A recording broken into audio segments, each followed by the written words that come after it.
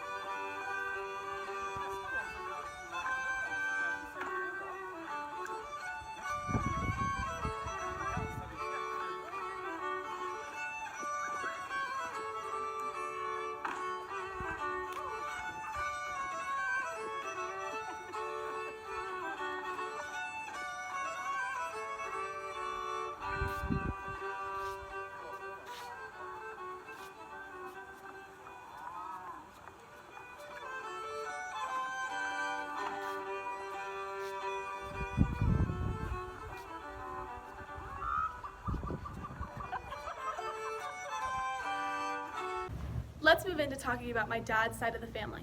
So my dad's family is Ashkenazi Jewish, and the majority of them immigrated here from Ukraine or Romania. Now, during these days, the borders were often shifting back and forth, so one day you'd be living in Ukraine and another day you could be living in Russia. You never really knew. At the age of 15, my dad left home in LA and moved to Israel, which is the homeland of the Jewish people. There, he would finish out high school, and then he would eventually serve in the Israeli army. My dad made sure that my brother and I knew how incredibly important the sense of community was to the Jewish people. The culture is so important to us, and he made sure that we knew how lucky we were to be a part of it. My dad has always been so supportive of my dance career. He knew from the beginning how important it was to me, and he just took immense pride in that. I grew up at a public performing arts high school, and it was also middle school where I went there for that too.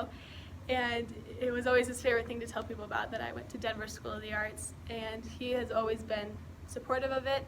And it just shows that, he embraced that Jewish sense of community and how important dance was, and he passed it on to me and my younger brother, and it's really quite incredible. In terms of dance and the Jewish culture, dance is one of the most important parts to their community. Since the culture is already so warm and inviting, dance is the perfect mechanism to bring people together and celebrate any occasion. My personal favorite is the hora. Now, the hora is a traditional celebratory dance that's often performed at weddings or bar mitzvahs or bat mitzvahs, which are coming of age ceremonies for young men and women in the Jewish community. My favorite memory of the hora was at my cousin's wedding in New York that was just filled to the brim with New York Jews, and it felt like the hora was just going to last for hours and hours and hours, and it probably did last for that long.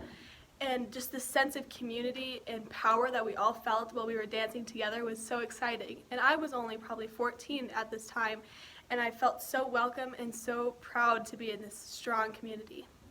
Today, I will be performing for you the hora. Now, this dance is typically done with a lot more people, but due to the world's current situation, I will be performing just by myself.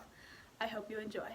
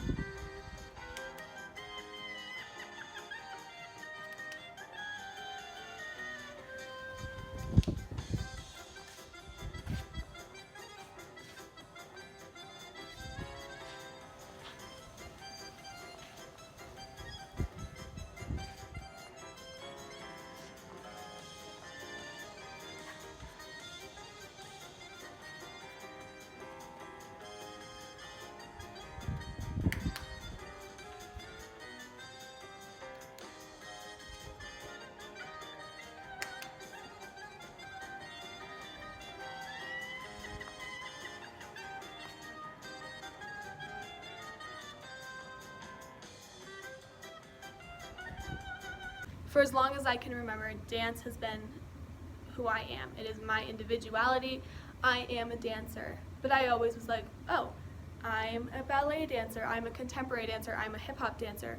But I never took the time to really think about, well, what is my history in dance? And it's not exactly what I thought it was, and I think it's really interesting that I have these two opposing views on it. Of course, my mom didn't agree with them, and my dad and my mom, they were just so passionate about my passion in dance. I think it's really interesting to look back and take a step back from the competitive dance world that I was so used to and think about my history in dance. And not my personal history, but my community and my culture's history. So that's what this project was mainly about, was to be able to take the time and understand a wider version of what dance history is. And I'm really lucky that I had the opportunity to do it. To sum it up, I want to make sure it's known how important it is to know your own history. Not just the history of myself, but the history of the people behind me. And I can't even call myself a dancer until I realize what my culture's views on dance are and what those dances are. It's so incredibly important, and I feel quite honored to have been able to research and become a part of it. So I hope you enjoyed this presentation, and thank you very much for watching.